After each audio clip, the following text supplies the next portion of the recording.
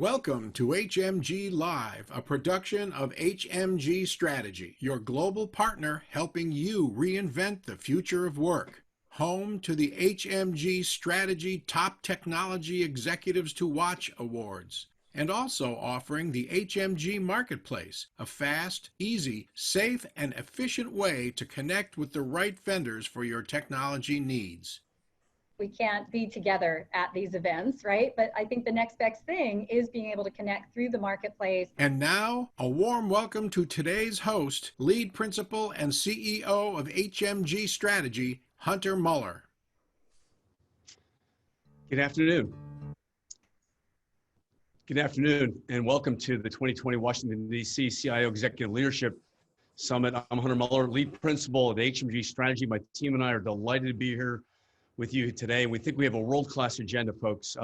Look, amazing speakers, great keynotes, great executive interviews, great panels, some great partners, and excited about a world-class summit again today. So thanks for being here. We couldn't do what we do without our partners, strategic partners today that made today possible. A big shout out to Ivanti and Rimini Street. We'll hear more from them later here today.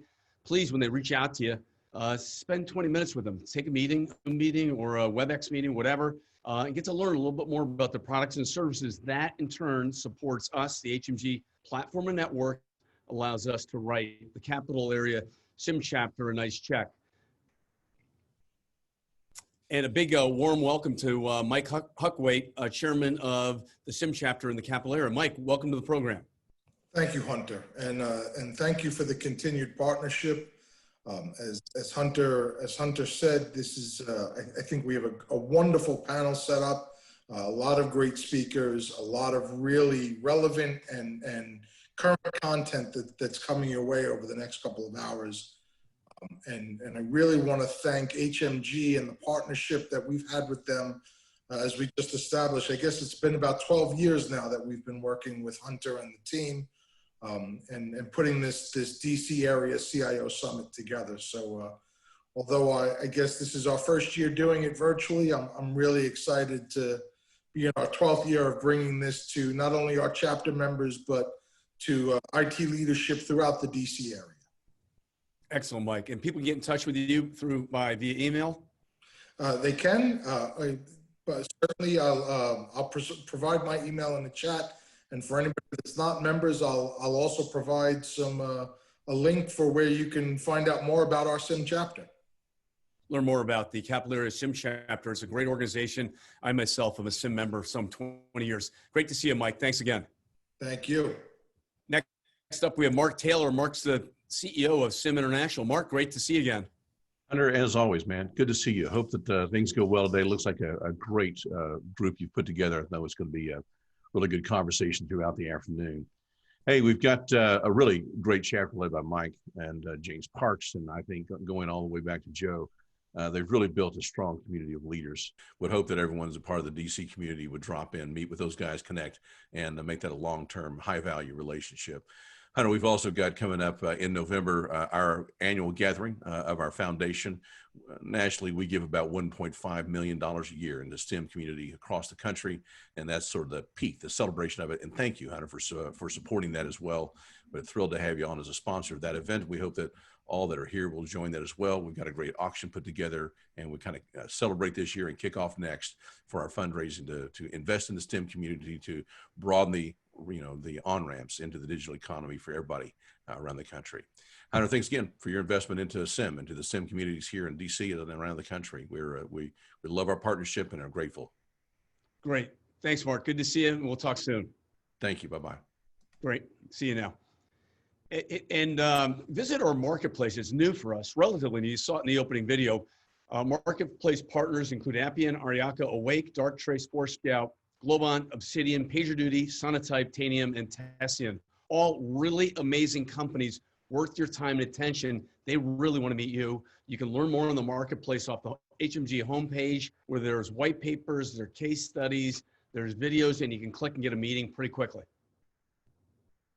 We're going to do a little poll to help us refine the marketplace. Can we place the poll, folks? What is your organization's specific technology need right now? If you would, just click on one of the items and hit submit. That'd be great. And then later today, we're going to be recognizing the top tech executives that matter. We've been recognizing people for over 12 years now. Some 200 technology leaders were leading up to a global summit early on in Q1 of 2021. You want to be there at that global summit, and we're looking for local champions and leaders in each market to help us further this cause, to reach out and find the best tech leaders in the world and elevate their brands and elevate their stature on the HMG platform. So roll the video, please. Later in today's program, HMG Strategy founder and CEO Hunter Muller will proudly recognize and honor global technology executives who matter.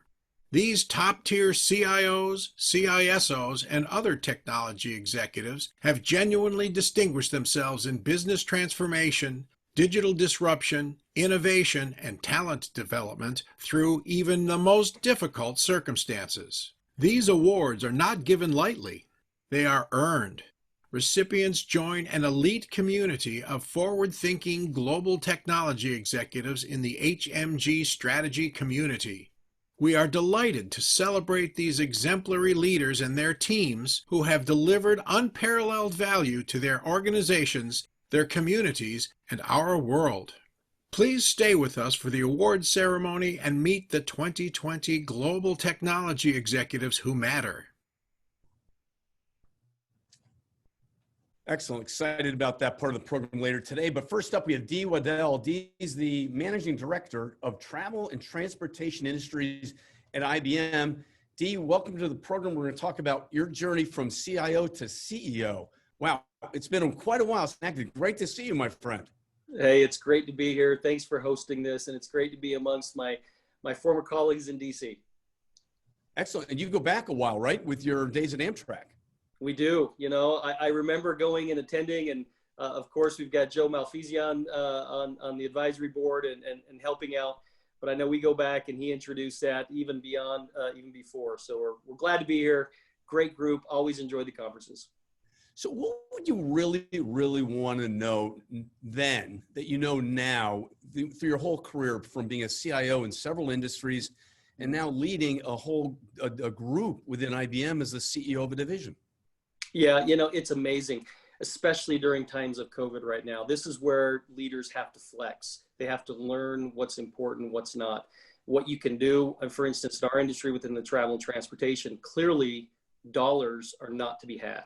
So new investment, new focus really are challenging right now. So you've got to be creative within the means. And I think the one thing I would say, what are the areas you double down that you have, that you can go and extend further?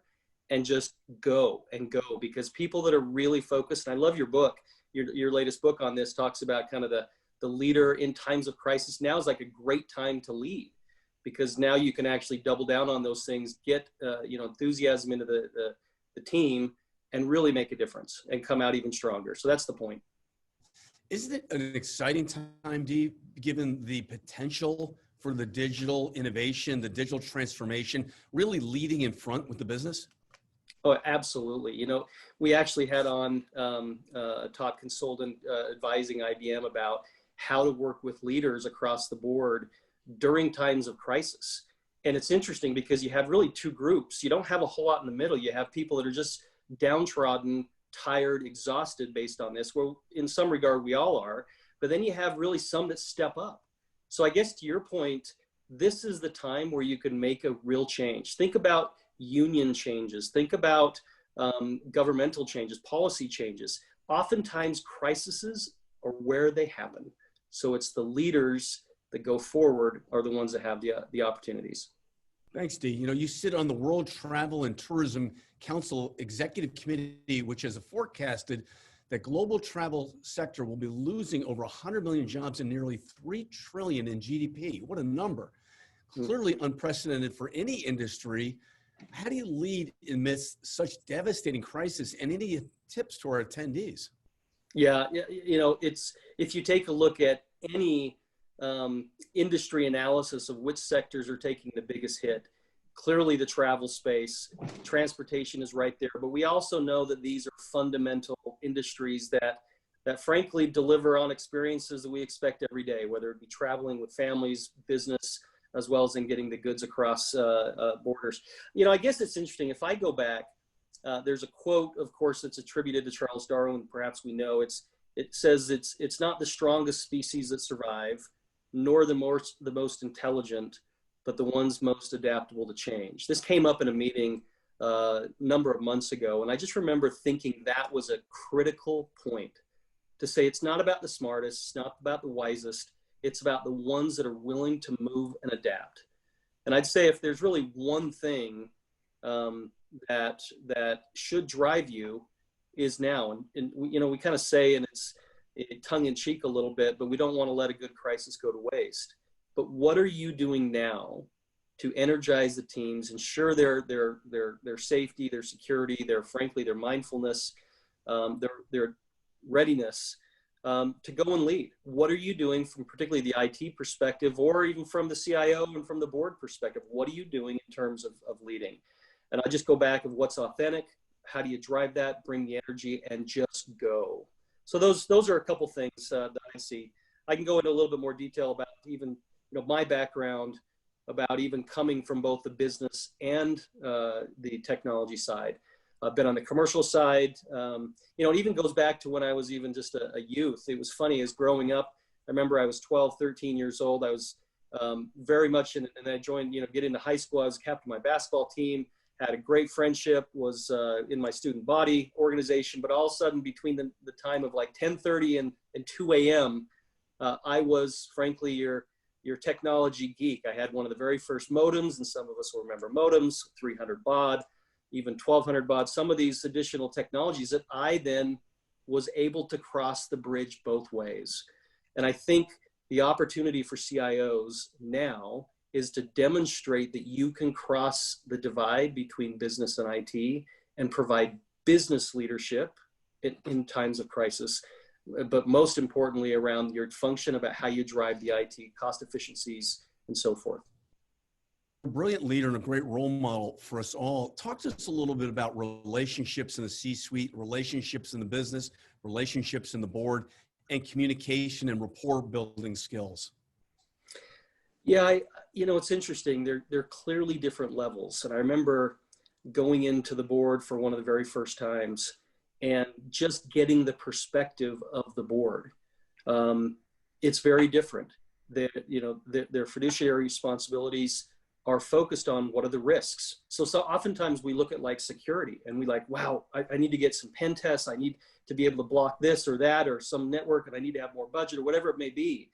And all of a sudden you go into a board meeting, they go, how does this flow into risk management? What are the risks that I'm facing with? Oh, and I appreciate you saying that, but what about your third-party auditor that's actually going to be saying you're doing the best we can, right? So there's this totally different perspective at the board level, and I think you're going to be talking about that later today. But also then around the CEO office, to be honest, to be upfront and straight, CEOs are really thinking about tomorrow and the next day. So if you get into these, here's my issues, and start getting into long-winded reasons why you can or can't, all of a sudden that may not be as important to a CEO type relationship. Whereas now I'm really trying to think ahead about, okay, how do we recover to even emerge stronger? What are the things I need to do? Let me give you an example. Very specifically, we're saying, hey, we have employees that have mobile devices, which I'm very proud, which we did at Amtrak, of course, and I know Joe knows deeply what we did on with the iPhones on board of the Amtrak train. You've probably done that, very proud of that. We've done that here at IBM as well with our Apple partnership. But what we're seeing is now this boundary crossing that's able. So for instance, on the CEO agenda, they're saying, how do I engage with my customers? How do I bring this, be sincere, authentic? And there is this opportunity to bring in points like a mobile technology to be able to bridge, maybe it's the B2C and the B2B. So for instance, with employee apps, how do I tightly connect that with the customer apps? And getting out there in front to say, wow, we could really change, maybe even create an additional channel for revenue, but saving some costs, providing a portfolio approach where I've got pilots working with mechanics on behalf of the customer. I think these are the topics that if you get out there in front about tomorrow with the CEO, that's what they're focused on. Dee, thank you. When you across industry now for a minute, you think about CEOs and CIOs and how they can partner better together to reinvent and reimagine the enterprise. What are some lessons learned or tips you want to leave us with today? Yeah, I do think that reinvention can be a tagline. I think it'll come down to what is it that you think you can do with your skills, your individual, frankly, your personality, what you have, and then how do you meld that with some of your peers, the executive committee, and others to say, and rally people to say, here are the 1, 2, 3 things. What I hear a lot, that especially during times of crisis and pandemics, the pandemic we're in, there's a lot of noise. How do you cut through with 1 or 2 things that you're going to commit to get, complete or to finish and focus on in times of crisis? Those are the leaders that are best set to have the influence, to have the impact. And frankly, if there's one lesson I would learn, it would be about focusing on that 1 or 2. I think that would be a strong piece. I can actually give one quick example on that. Let me give you one, just very quickly. I remember at United Airlines during the SARS pandemic as well, a lot of challenges in the travel space. I was running United.com at United Airlines at the time on the commercial side. Obviously highly technical piece, but everything just dropped. Demand dropped. We were all concerned about what was going to happen. But I remember a few partners, both on the IT side as well as external partners that came to help. They were sincere, authentic. They came to me saying, what is it that you'd like to do? What is that 1 or 2 thing? And then you rally them to help out. But I remember thinking the ones that came to me in an authentic voice were the ones that I've kept as a partner for many, many years. Just 1 point. Awesome. D, hey, great to have you on the program. Thanks so much. Great to see you. We'll see you soon. Thanks again. Take care, everybody. Thanks. Bye. Next up, David Bray. David's the inaugural director of Global GeoTech Center and Commission at the Atlantic Council. David, great to see you, my friend. Great to see you as well, Hunter. Always great to join you at the conversations you're having, particularly the ones with DC CIOs. Well, look, hey, David, what do you see out there on a global level? What is really going on, surviving and thriving right now in 2021 and beyond? What are the mega trends? Where are the opportunities for our enterprise CIOs? Right. So I think it's sort of an extension of what we just heard, that not only do CIOs now need to sort of seize the momentum and actually sort of flex and show how they can think beyond just what we would normally say is IT, think about their business, think about their organization. I think it's getting even more challenging because not only do you need to think about the business and the organization from the CEO's perspective, you also need to think about what's going on geopolitically. And just think about the events that have happened this year. Aside from COVID-19, which has obviously just impacted a lot of things, we've also seen conversations about Huawei. Can you trust 5G? Who do you trust for your 5G supplier? TikTok, WeChat. We're now also seeing Facebook saying that they may actually possibly pull out of Europe if Europe doesn't change what they're doing with GDPR. These are now layering on top of existing tech issues, geopolitical issues, which of course is what we're trying to address at the Atlantic Council, is the awareness that data and technology capabilities are changing geopolitics and vice versa. And that means that what CIOs are doing is now in the crosshairs now more than ever. It's not just that you're now connected to the internet and there's both good and bad that comes with it. It's recognizing that we've democratized technology and it's increasingly becoming available to people, which is a great thing, but it's also challenging how nations interact, how they do the business of being a nation, but it also applies geopolitical pressures to your own organization that you have to be aware of, else you'll probably have some blind spots in the future ahead. So that's the global landscape as it relates to basically your North American enterprise footprint. I did just see on Business News this morning a soundbite saying that there's talk about breaking up big tech. Can you comment on that at all? Yes, so you're right. There may or may not be a hearing right before the election in the House that is going to possibly assemble tech all over again to have some conversations. I do think we need to be aware that there are some strong sentiments, whether they're political versus real is hard to figure out, but there are some very strong sentiments against some of the big tech players. Now the question is, well, what do you do? Quite frankly, at least if I play it out, if you try and break any of the large companies into smaller ones, I'm not sure we as consumers really want to have 10 different search engines, for example, or 10 different social media platforms. I think we will gravitate back, eventually back to one again, and we'll end up exactly where we were, where there's only sort of one big one. Possibly the other conversations that have been talked about is you don't break them up into smaller ones, but you limit the verticals they can have. So you can only be a social media company. You can't also do chat or other things like that. Or you can only do email. You can't also do search and things like this. I think even then that's kind of problematic, because guess what?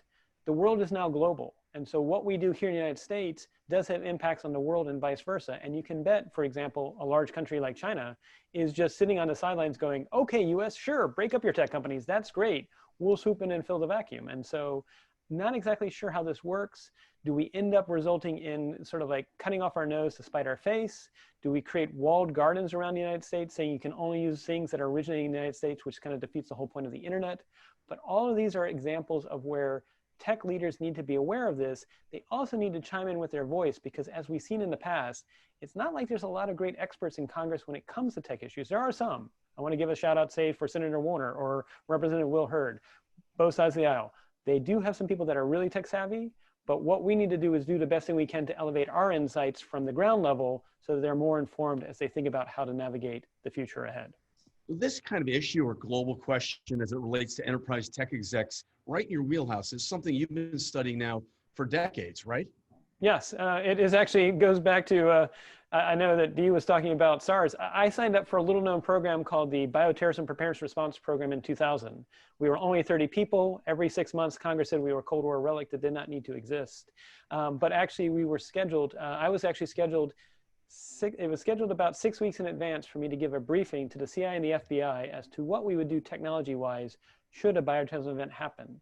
That briefing just happened to be scheduled for September 11th, 2001 at 9 o'clock in the morning.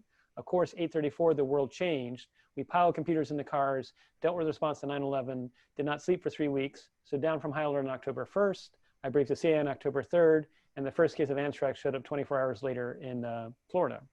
Later, we dealt with SARS, and we knew about SARS, for example, we knew about SARS 5.5 months before China finally admitted something was going on. And one of the ways we knew about it was actually the price of garlic had gone up tenfold. Another way that we knew about it, which at the time we couldn't share, is actually we had seen patterns change in terms of satellite photos associated with hospital traffic. Well, what's changed from 2001 and 2003 when we had SARS to now is satellite photos are now commercially available. And so one of the things I think CIOs need to think about is, how am I leveraging data commercially available, whether it be price indicators about what's going in my market for non-obvious signatures of either a future wave of COVID-19 or other pandemics, or non-obvious signs from space. I mean, it is quite possible that in the next year, you will be able to get in 15 minutes or less a photo of anywhere in the world at about 25-centimeter resolution. How does that change your business? How does that change your operations? And how do you use that to move your business forward to thrive in the future ahead? It always amazed me, you know, when you think about CIOs that are under siege right now of misinformation, where do you go to get good, clean, clear information as it relates to, you know, helping the C-suite and the board shepherd the technology business strategy forward? Yes, you're absolutely right. I think we've always had misinformation to a degree. It's worth noting that John Adams and Thomas Jefferson, best friends who helped sign the Constitution, later when they ran and one became president, John Adams, and the other one vice president, when it came time for re-election, Thomas Jefferson hired a political hitman to spread misinformation that somehow John Adams wanted to go to war with the French, which he didn't. And at the same time, John Adams and his wife Abigail Adams were writing op-eds claiming Thomas Jefferson was the devil, which in the 1800s was a pretty slanderous term.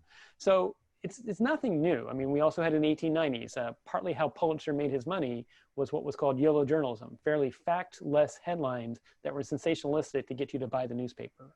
What's changed, though, is the network effects. I mean, most of us now have a smartphone. Social media is designed to make us either get angry or get us fearful, get us engaged. And so I would say the first thing that you need to do is find a way to step back. And if you find your emotions are running high, or if you're getting hijacked, pause and say, maybe I'm reading something that may be exactly spun to do exactly that. That may not be the full picture. The second thing is, I think, recognize that really what we're talking about is it's not that you can get to truth versus not truth or things like that. It really is about understanding people's beliefs. Yes, things do happen, but people see it from different perspectives and interpret it differently. So a good CIO or any good C-suite leader will recognize that what you're really trying to do is triangulate the different perspectives in your organization. So talk to as many people as possible. Outside your organization, talk outside, do events like you're doing here at HMG Strategy, and then try to triangulate your sources. One thing that I particularly like to go to, if people are looking for a source, if you're looking for good news, France 24, interesting enough, as long as you're not going for French news, because I'm sure they have their own internal spin as well. France 24 actually does a really good job of covering US issues in a balanced way. But that's just one source. But I would say don't be reliant on any one source. Sort of triangulate, because you're really trying to piece together the puzzle and be aware that actually it was starting in 2013, actually, we humans were the minority on the internet. There was more bot traffic than there were humans. And according to the Senate report that came out about 2016, the ratio of misinformation in 2016 to truth about the elections was about 1 to 1. So if that's 2016, it's only gotten worse now. And what we're looking forward towards is trying to make sense of a world in which there are now machines that are trying to deceive us. Great stuff. When you think of technologies that will help the global recovery, what technologies come to mind? Yes, first is actually, I'm really excited about, it's less of a specific new technology, more of a process approach. How can you engage the public in what's called data trust? This is actually something that was in a 2017 UK report that said for the UK government to adopt AI, they had to find ways to do data with people as opposed to just to people. And what do I mean by that? Well, right now, you know, as a private company or as a public organization, maybe you occasionally sort of do open data or things like that. But what if instead you found ways to bring in your customers or bring in your public speakers, bring in your individuals who are working on a data effort to give them voice to what they're doing with data? We could have citizen juries. It could be citizen juries on how do we do contact tracing for COVID-19 better. So it's not seen as that's just a private sector issue or a public sector issue. We're all involved. So that's really exciting to me. The second, as I already mentioned, space. Commercial space technologies, I mean, again, being able to get a photo 15 minutes or less of anywhere on the planet at 25 centimeter resolution. You know, you can check your facilities. You can check your supply chains. You can even see, am I seeing high traffic to my stores or not based on the space imagery? That is game changing. And if CIOs aren't thinking about how they're going to use space assets, then you probably should start thinking about it, because everyone else is moving forward. For example, a very well-known cloud company, which I won't name, is actually doing ground station as a service. You can actually have your satellites send things to their ground stations without having to build it. Lastly, I think the good news is we may be going through the third wave of AI. We've had AI before. We've seen its hype and things like that. I think people are becoming aware of what machine learning is good for, but also its brittleness and when does it break. And in fact, what I'm getting exciting now is people are being aware of how do you address the cybersecurity aspects of machine learning? Because you can deceive the machine. Data can be fed to it to lead it to have bad conclusions. And the question is, just like how we bake cybersecurity into everything that we do within the organization, we need to break in some checks that actually make sure that the machine learning efforts we're doing aren't overly brittle or aren't trying to be deceived. Because as we move forward, these are actually vulnerabilities that we can turn into strengths. Hey, David, that's great stuff. Finally, you know, when you think about CIOs and what they need to be getting ready for 2021 and beyond, anything else come to mind? Yes. One, be ready for 2021 to possibly be even more turbulent than 2020, if that's even possible. So, you know, times to buckle up, gear up, we're riding out. What do I mean by that? Well, I'm pretty sure we'll see something in 2021 which will be pushback from China relative to what the US is doing. And it's unclear what that will be. It's probably dependent on who becomes the next president, but that will pull tech into it. And as we know, in some respects, we're dependent on a lot of hardware and software from China. Unclear what that looks like. At the same time, you see the US government saying, well, we want to talk about with 5G what's called clear path, that we want to have confidence that when we do 5G, it's on trusted equipment. That's an opportunity in some cases to provide solutions. And I imagine it's going to extend to chips as well. Watch Europe.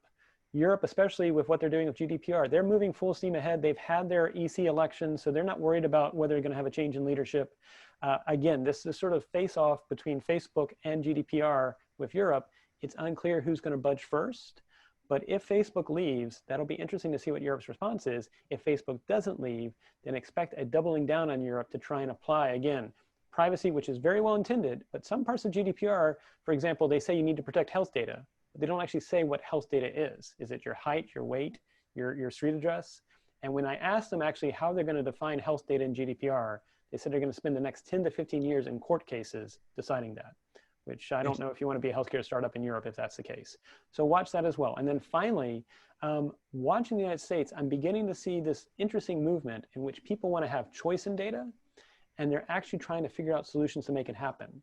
I think the enterprise companies that figure out first how to do data with people as opposed to just to people, to give them some sort of choice, they will gain strong fellowship, strong following, and trust, and the customers will trust them more. And those who get there first will have an early mover advantage. Hey, David, always great to see you. Very enlightening. Thanks so much, and looking forward to catching up soon again. Thank you, Hunter, as always. Take care. Next up, we have James Parks and Georgette Kiser. James, welcome to the program. Take it away. Hey, thanks, Hunter. And nice to see you, Georgette. So I think this is a good case study of the value of SIM and these HMG summits. I first met Georgette back in 2014 at an HMG summit. I think Hunter's team had placed me at her table because we were both in financial services. And I had a great conversation with Georgette. We talked afterwards. We've connected ever since. And Georgette, I appreciate the relationship we've built over the years. And thanks, Hunter, for having a part in that. Before we go further, I just want to say I've had the pleasure of also getting to know, Georgette, some of the folks that know you.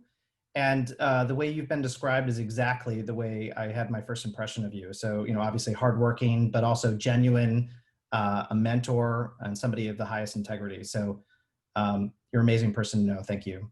Thank you, James, and same to you, though. It's All right. I remember sitting at the table and us meeting, so it has been a relationship since 2014. All right, so let me start off really briefly. Just ask you to introduce yourself so that everyone knows who you are, and then we can jump into a couple of topics. Okay, real quickly, I'm Georgette Kiser. As James said, pleased to be here to help HMG with all the CIOs and other technology folks who are on the line. I am currently an operating exec with the Carlyle Group, and I was their prior CIO for 4 years, and I ran technology for T. Rowe Price prior to that for almost 19 years. Just so people know that I'm currently moved out of my position at Carlyle into an operating exec role because I moved on to corporate boards. I serve on 4 corporate boards, those being AFLAC, Jacobs Engineering, NCR, and Adtalem Global Education. Perfect. All right, so we talked about this the very first time we met, and that's the uniqueness of financial services and high stakes, high pressure situations. So I think that's really relevant to talk about, especially given 2021 and now that what we know about 2021 because of what David Bray's comments. So I was hoping you could just talk a little bit about how you've honed your crisis leadership abilities over the years. Just maybe a little brief recap of your career in that regard. I know you have a lot of interesting stories there. So yeah, I mean, when you say crisis leadership, I have fallen into a lot of crisis. But before I go into the one that really kind of hit me the hardest, but I've always thought about risk. I mean, risk as a CIO and all the other technology folks on this phone is very important. I know we all want to be innovative. We all want to be driving new things all the time, but you always have to think about the risk side of everything. And it's not the risk of technology, it's the risk of the overall firm and the overall business. I think my skills really got honed in 2008 when we had the downturn. And so, at that point in my career, I'm leading technology for the front office and the distribution sides of T. Rowe Price. And all of a sudden, the world has gotten turned upside down. And you quickly have to, lead your people and still staying very optimistic, keeping people motivated. But you also know in the back of your head, all these companies are going to begin to cut staff and begin to reorganize and do different things. And you have to realize, how are you going to work closely with your business partners to kind of make all this change occur?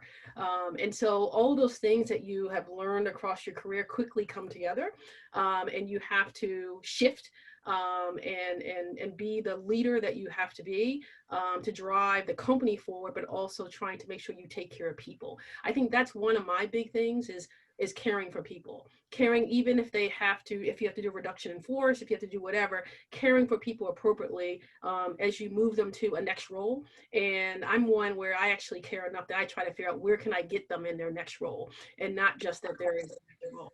And a lot of that has played into, James, the pandemic. And now as an operating exec, I'm helping a lot of the Carlyle firm CIOs, through a challenging time. I remember February and March, I mean, we were slammed with trying to help a lot of the smaller private equity firms that we own, just try to figure out how are you going to keep going and how are you going to move your force remotely? Because these are things that some small firms, you know, have not done. Our larger firms were pretty much A-okay. But a lot of smaller ones, we had to really get in and help them figure out their strategies on going. And then at this point where we are right now with respect to crisis, I mean, there's still a lot going on across all of the companies, but trying to help companies figure out how do you really, you know, begin to expedite your digital transformation at this point so that you can, you know, get all of that in place so you can lower your costs over time. And a lot of them, you know, we have a lot of CEOs that they've not done this before. And so we have to kind of help them move through this. So a lot of things, a lot of skills that I've gained over many years with respect to crisis and risk are just playing out now. And I'm trying to advise and help people along the way. So that's a nice transition. So just in terms of skills, so somebody who maybe is making sure that they're trying to hone their own craft around managing through a crisis. So they're, you know, a top few. I know you mentioned about caring about the people that work for you. I mean, are there other things that you'd recommend to people that are focused on that? Yeah, I mean, so the caring, so I look at, I mean, people throw around the word people process technology, but I actually look at people process technology as a true thing. And when it comes to people, like I said, it's caring, it's inspiring them. It's actually figuring out how to kind of continue to kind of give them hope. When it comes to process and innovation, to me, they drive together because you have to be innovative in your thinking on how you're going to drive new processes and leverage potentially new technologies out there to help, you know, to help be a leverage point for these processes that you're changing. So you need leaders who just are extremely innovative.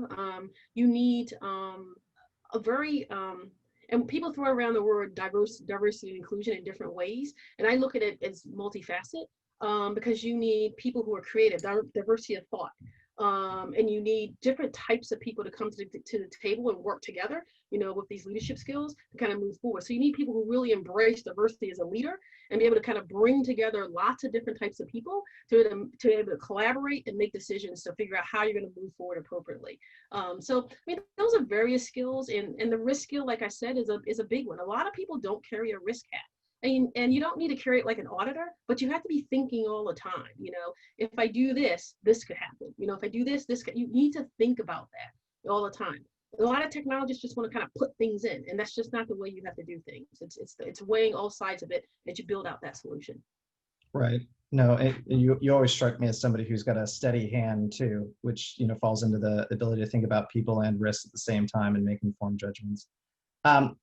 Before we run out of time here, I do want to spend a little bit of time on the IT workforce shortage and addressing the opportunity divide. I know this is an area that SIM holds very important. You and I have had several conversations about it. So if you could tell people a little bit about the work that you do with organizations like Year Up, and maybe motivate a few people to, you know, pick up the mantle and try to, especially now, because I know those organizations are struggling, maybe the ways that people can get involved and help. And you're right. I mean, organizations like Europe are actually struggling right now. It was good. A lot of firms, I mean, Carlyle was one of them that figured out how to ensure that the interns would be able to work remotely. But a lot of companies could not figure that out. And so that's been a challenge.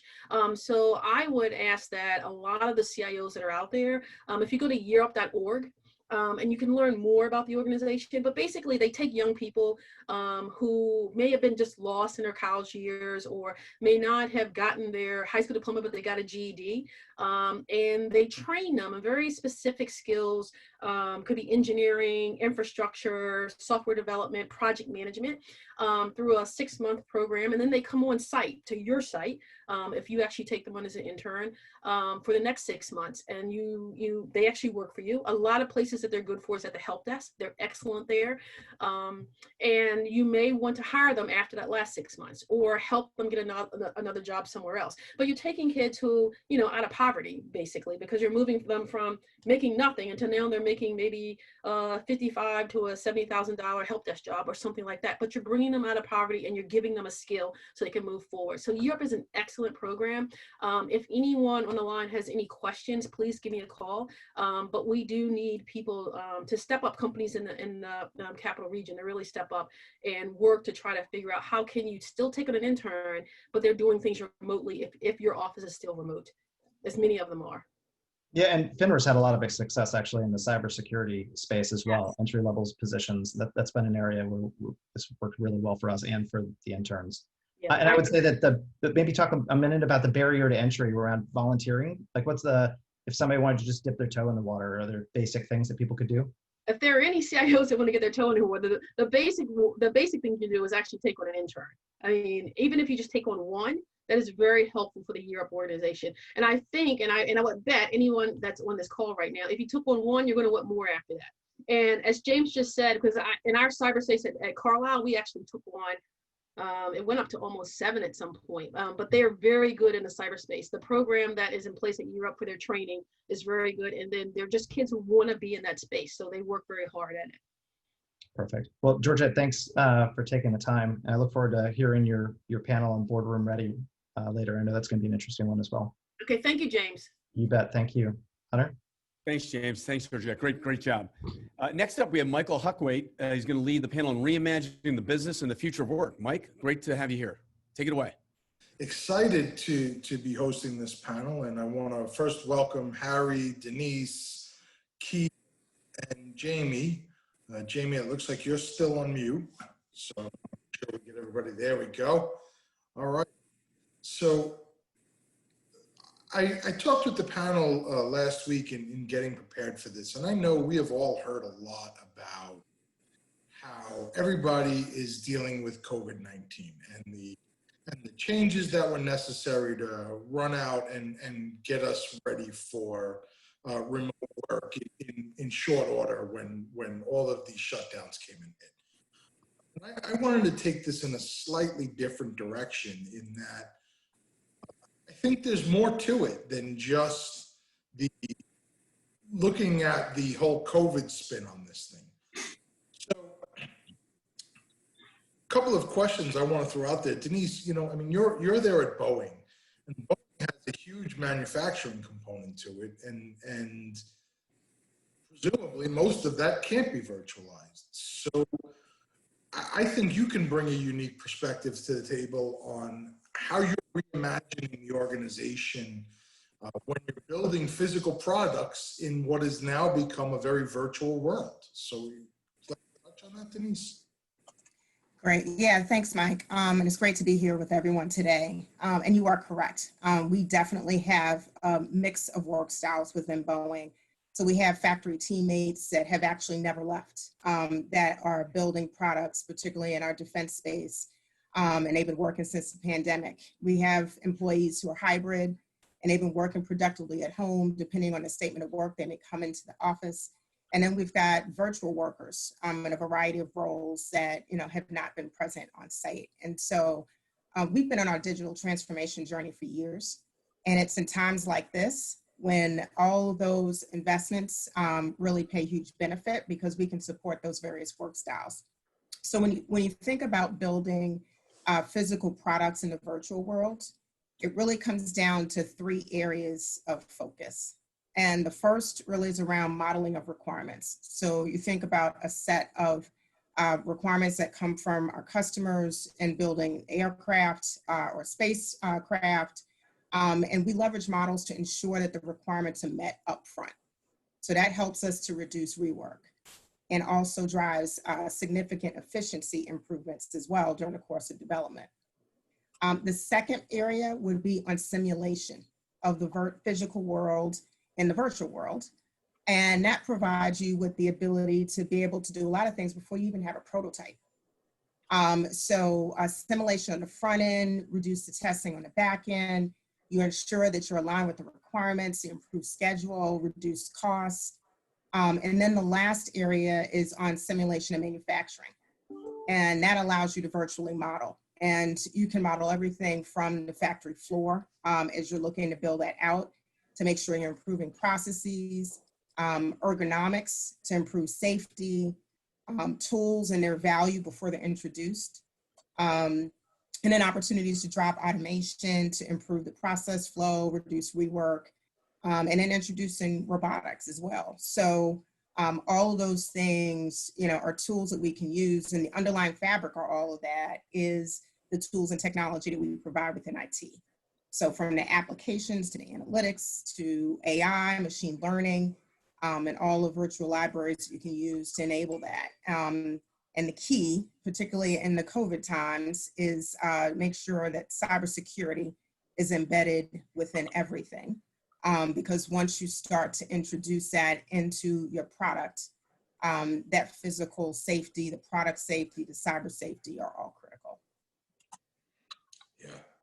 Yeah, and I think it's the whole virtual aspect that you brought out there in modeling, I think is such a wonderful tool set, I think, to be able to use and to be able to put into play in planning. And I'm going to take that as a little bit of a segue to talk to my friend Jamie, who's CIO at the U.S. Patent Office. So, we think about all what IT is in innovation, right? And we're constantly presented with challenges and problems and new ways of trying to succeed. So in a world where everything I would think in the patent office was at one time heavily paper-based, right? Submitting forms in triplicate and the typical bureaucratic process, right? I start to think about, what is the Moore's law of innovation now, right? I mean, so we're not doubling processes so much anymore, but I'm sure there's a ton coming through the patent office that impacts the future of business. So I'd love to hear from your perspective what you're seeing there. Well, yeah, thank you so much for having the opportunity to speak about what we're seeing at the USPTO during this COVID crisis. A lot of people initially thought that the economy would spurn down. And of course, so many things have been closed. But in the industry of intellectual property, oh my God, we have not had as many applications in forever. And our productivity has increased. And you ask yourself, well, wait a second, how can productivity increase? Well, all of our examiners have not taken vacation. They're staying and doing their work in remote locations. So because nobody's taking vacation, the productivity numbers have, like, I'm not going to say doubled, but they've increased 10 and 20% year over year, just because we've had this influx of both patent and trademark applications. So intellectually property, people are having time to think, I guess, and applying. And as far as the Moore's law of these things, what we're trying to do, of course, is go from the old paper-based into the new electronic forms. That probably happened about 20 years ago. But insofar as 20 years ago we had client-server ERP applications, we still are saddled with some of those older applications today. And what we're trying to do is leapfrog into the new internet realm where people expect overnight delivery. And what do you mean you can't put out a new feature tomorrow? I get it on my phone every day. And that should be the new paradigm on which even the government needs to actually operate. So what we're trying to do is go from the old project management-based operations model into a new product category-based management of agile DevSecOps. And it's a little foreign to the government because unless you buy that cultural change, it's very hard to tell a bureaucrat who's involved with compliance and law that that little regulation doesn't make a difference because we can't get the business value delivered in time on budget if you stick to that compliance. And there's always seems to be a trade-off. And the safe bet is always to comply. Just go with what the lawyers tell you. But the riskier bet and the better bet is to go out and actually deliver that value cheaper, faster, and better. And that's where the commercial realm can have a truly impactful practice on the government use of and developing new technologies. One of the big things we have is security compliance that everybody admits and needs, and we have to be compliant. But if you create compliance measures that are so onerous. Any new innovation cannot, by definition, be as good as established 20-year-old firms. They just don't have the overhead or the legal or everything else. They don't have the experience. And therefore, the government's putting themselves out of the innovation because they're creating these barriers to entry.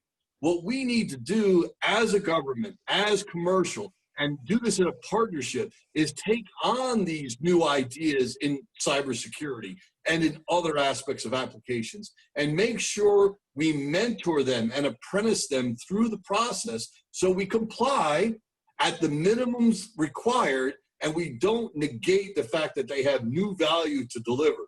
We cannot stifle creativity in the economy ahead. Very, very valid points. Very similar in my mind to what the baseball industry saw with Moneyball, right? There was the introduction of all these stats and analytics that everybody kind of said, no, it can never work. You don't have the history, you don't have the background, you don't have the know-how. But yet there was this young mind that brought forward a lot of innovation to the industry. And look, now everybody plays by those rules. So great points, Jamie. I want to jump over to Keith because I want to kind of carry on in the government aspect before I get to Harry for a moment. But so Keith, you're in the SBA arena. And so to that point, I know a lot of small businesses were hit hard by COVID.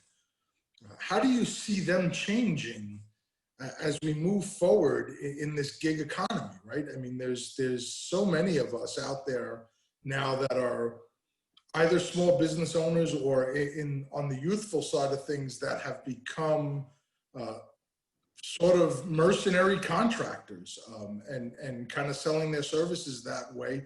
And a lot of us, even as IT executives, are consuming services that way.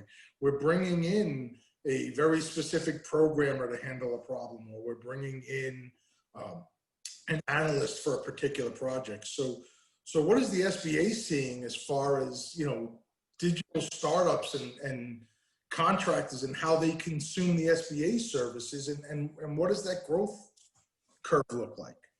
So I appreciate you asking the question. We haven't necessarily broken down the components of who's doing what in the starts, but one of the things that we've seen since COVID, this year alone, we've got something on the order of over 1 million new small businesses that have started up. Those are 1 million that are actually hiring one or more persons. And then just the employee identification number requests for people starting a business and asking for that, that's up over 3.2 million. So people are starting businesses. The downside is, as we know, due to COVID, is that a lot of businesses were hurt. And of course, SBA was one of the lifelines that Congress threw out there with the CARES Act, where we offered paycheck protection programs to try to bridge the gap on salaries, and then the economic injury disaster loans, where we tried to help businesses that were being hit by COVID. But one of the things that this has really given rise to is a phrase that was coined back in about 1940 called creative destruction. And it was basically where one thing failed, other things started to emerge. And so to your point, we're seeing a lot of that, where some of these businesses were not necessarily positioned to sit there and immediately pivot to some other way to generate revenue or deliver services. And so we've seen this uptick in a lot of businesses that, whether they do it digitally or they've just been in a position where now they've said, hey, I can deliver my business in a different model. We're starting to see a lot of that activity go on out there. And so it's been very interesting to see how people have shifted. If you sit there and think of just restaurants, for instance, a lot of restaurants, because of the restrictions in the States, it didn't make sense for them to open up if they had a limited clientele, say 25% could dine in their restaurant. But most of them, maybe if they weren't looking at necessarily shifting to things like Uber Eats and other delivery services, that pushed them on. That was the burning platform, if you will, that started driving them to accept some of the new digital models that they probably were considering, but were taking that risk-balanced approach that several people have talked about, that, okay, I don't want to take that risk yet, but suddenly COVID actually provided an opportunity. The upside of risk is opportunity. So I think that COVID actually pushed some people in that particular arena. The one thing it's done for us as an agency is that, we've had a lot of businesses that still want to come to our regional offices and ask for assistance and get kind of a lot of face-to-face interaction. And one of the things that it's really highlighted for us, we've been going down this path of trying to offer digital services out there. But to David Bray's point earlier, we've been taking a look at, okay, what is the art of the possible if we can sit there and interact digitally, just like we've done in a lot of these organizations that have shifted to virtual work? How do we do that for business owners out there and basically offer a digital experience for all citizens, so it's not just something that they actually have to go and physically interact with? So we're seeing a pretty big shift in the way that we actually do business, which I think is a good thing. And it's forced us to probably move faster than we would have otherwise, because in government, we're generally risk averse. We don't necessarily have the budgets to go down that path, but COVID has kind of forced us down that path. Very, very, very interesting points. And I'm going to take that into Harry now, because Harry, being with Rimini, I'm sorry, I'm sure you see a ton of businesses that are going through that whole digital transformation. Absolutely. Yeah, absolutely, Mike. Yeah, finish your question. Sorry. Yeah, I was just going to say, as everybody's going through this revolution and taking their digital strategies and starting to make the conversions, right? One of the questions has to be, in a tightening economy, or which we've experienced through COVID, is how are we paying for all of this innovation, right? How are we going to transition to this digital concepts, and how are we going to deliver virtually? But yet our profit margins have shrunk, our budgets have shrunk. So how do we pay for all of these costs and still keep the ship from sinking, really? Yeah, no, great question. Pleasure to be here. A great discussion so far. You're absolutely right, Mike. And I have the pleasure, the opportunity to talk to a lot of IT leaders here at Rimini Street, and it's very consistent with what we are hearing. Digital focus is there, and companies are paying a lot of attention to it. But the multi-million-dollar boardroom question always remains, right? Take any study, 80 to 90% of a typical IT budget, the reality is, goes towards just keeping the lights on. And that has, the current situation has put a lot more pressure on it. So the question is, how do you do it? So a few trends that I wanted to share based on my recent conversations with our clients. Number one, they are prioritizing, needless to say, everything. Right? There's no more status quo. You're either growing or dying, and depending on the stage depending on the industry, you're still maybe trying to get through the woods, maybe in the survive mode. Some of our clients are fortunate to have made that, and now they're stabilizing their operations. And the more fortunate ones, depending on the industry again, are in the thrive mode. They're putting more focus on all the digital initiatives. I was talking to a CIO from a city in the Midwest, and he said, what would have taken him 3 years, to your point, Keith, what would have taken him 3 years, he was able to achieve in the last 6 months. But that focus needs discipline, right? And I think what we're also, which goes to the next point, which is, I don't think the question is, the nice to haves have gone. Your priorities have to focus, and this is his words yesterday, which is great because it's very consistent with what I'm hearing from others as well. If it doesn't support your critical mission operations, that does not get funded. It has to move the needle for your business, as in increase revenue, decrease cost, or take market share from competition. So I think that was one trend that we're seeing, being ruthless about where your budget dollar goes. The other very prominent trend, of course, is to free up more of that budget many of the CIOs we talk to are getting out of the data center business. Why would they want to be? These are heavy investments that they don't want to be making in a time like this.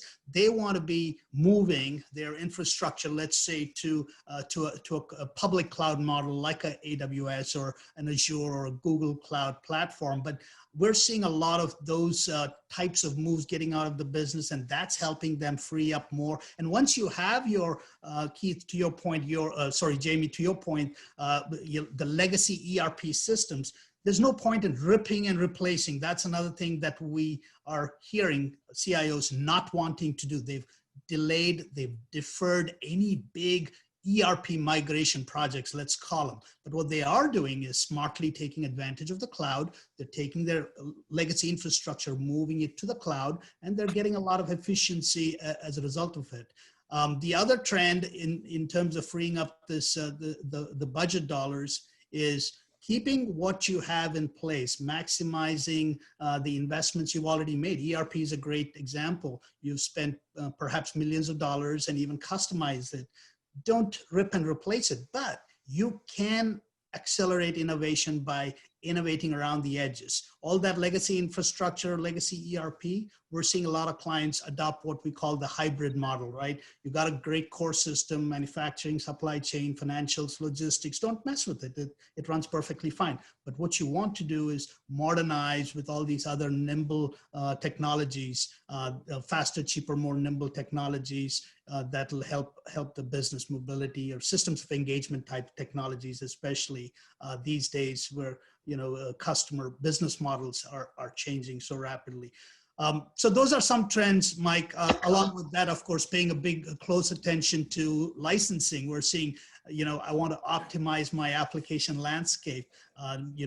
You may be straddled with hundreds of these over the years. Great time to take a step back. What do I want to keep installed? What do I want to move to the cloud? Fascinating, but those are some ways we're seeing companies take a hard look, including their support fees, which is Rimini's point of view, right? ERP fees are not cheap. So they're exploring third-party models like Rimini Street. Right, yeah. And to your point, I've gone through that process a few times myself, is taking a look at all the shelfware that an organization accumulates, and I'm sure all over here on this panel and in this summit have seen the same. It's been a wonderful conversation, and I'd love to keep this going, but we are on a time constraint. But I'll put this out there. I'm happy to kind of keep the conversation flowing on LinkedIn if anybody's interested in kind of commenting back and forth. Certainly my panelists and any of those out here in the summit. Hey, Mike, great job. We do have a couple more minutes to give you here. Kind of like final comment, is it the best time ever to be a tech professional? Denise, you want to take that on first? Great question, Hunter. Absolutely. There's so many opportunities to be able to help our employees to be able to be more productive. So whether that's through collaboration tools or helping them to find ways to be able to do things differently, given the way that we're working now. So it's a very exciting time to be in information technology and analytics. Excellent. Jamie, you want to dive in? I just think everything that was just said is fully applicable. Oh my gosh, you couldn't have a better time to be in intellectual property right now. There are 50 to 80% of most of the patents coming through are about artificial intelligence. That's amazing. So it couldn't be a better time. Somebody has to implement those algorithms and make them production ready. What percentage was that? How many? 50%. That's my own little interest. And I viewed 1 month's worth of patent applications, and it was up to 50% were about AI. So it's a fantastic time to be in technology. Those artificial intelligence algorithms will have to be put out in production. Somebody's got to do them. And it's the folks who have the knowledge and have done it, because it requires a lot of data manipulation. Big data analysis is still here. and we got to do it. Data matters. We'll hear more about that. And thank you, Jamie. Great job. Yeah, totally agree. Hey, Keith, you're up. What are your thoughts? A great time to be a tech professional? I think it's fantastic. I mean, I enjoy being a tech professional, but I think that it's a neat time to fully engage with the business, because all of the ideas of what is the use of all of this comes from a lot of times the people are out there. They have an issue. How do I solve it? And we can bring things to the table that maybe they did not realize. So having that engagement with a lot of businesses out there creates an awful lot of other opportunities to sit there and take advantage of AI and other things. I think it's a great time. Excellent. Hari, you want to just bring it home? Absolutely. I think everything has been said. I think fantastic time based on my conversations with CIOs. What a great opportunity to earn that seat at the table with the rest of the board and rest of the executive teams, because this is not about CIOs just maintaining and managing and running the business, which is still very important, but boy, being able to influence the next phase of the company from survive to stabilize to thrive. I've probably heard more heroics of CIOs doing such great things in the last 6 months than probably in the last 10 years. So great time, Hunter. Awesome. Great to see you, Hari. Thank you so much. Excellent job. Hey, Mike, great panel. Best panel ever to date that you've ever delivered for us, but that I've seen in a long, long time. Really appreciate Denise, Jamie, Hari, Keith. Excellent job. Stay with us. We have more to come. Thank you all. Thank you, guys. Next up, what it takes to become boardroom ready. I think everyone should begin to think about, if you aren't thinking about it already, why do you want to be on a board? What does it take to be on a board? And first up, I want to call on my good friend, Susan Certoma. Susan's had an amazing career, including a very senior role at Broadridge Financial for years. Susan, welcome to the summit. Thank you. I'm excited to be here. Great to see you as well. Hey, Susan, what is it about being on a board that's exciting in that next evolution of one's career ascent? And wherever somebody is today on the audience, why should you begin to think about it today? The exciting part to me about being on a board is the level of interaction that you're having, right? You're talking about the strategy of the company. You're talking about the risks that could impact that company. And for many of us, we've joined boards that are out of industry.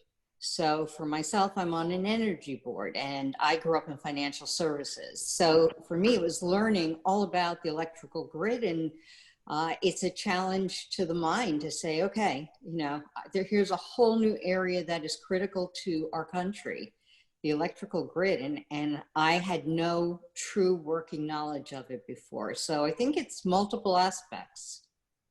And how'd you get on your first board seat? How did you go about it? I had started with a lot of not-for-profit boards. So as you know, we're on the FWSIM board together. And then I was on the Connecticut Make-A-Wish board. Then I got involved in a series of advisory boards for a lot of tech type companies. And so that helped me start the engagement. Then a recruiter approached me through networking, spoke to someone. A lot of it is about networking. Who's in your network? Who knows about certain opportunities? And so then I ended up being on a public board, Direct Edge. The energy one is always a little puzzling for people, but actually that came through a networking from a colleague in financial services. And so again, it was networking, but it led me to a whole different industry. And in October, there'll be an announcement. I'm going to be on a bank board in the Northeast. So it's all about talking to people and looking at what you're passionate about. Excellent, Susan. Congratulations on the new opportunities. Stay with us. I'll circle back here in just a minute. Hey, Bharat. Bharat Amir is the EVP and CIO of Huntington Ingalls Industries. Bharat, what are you currently doing in your current role? You got a great job, right?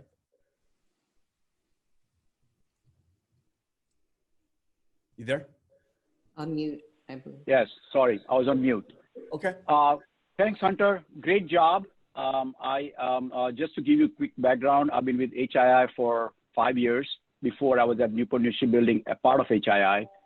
And last year, I was approached to take on a newly created role as a CIO, EVP and a CIO reporting to CEO and direct accountability to the Cybersecurity Board Committee.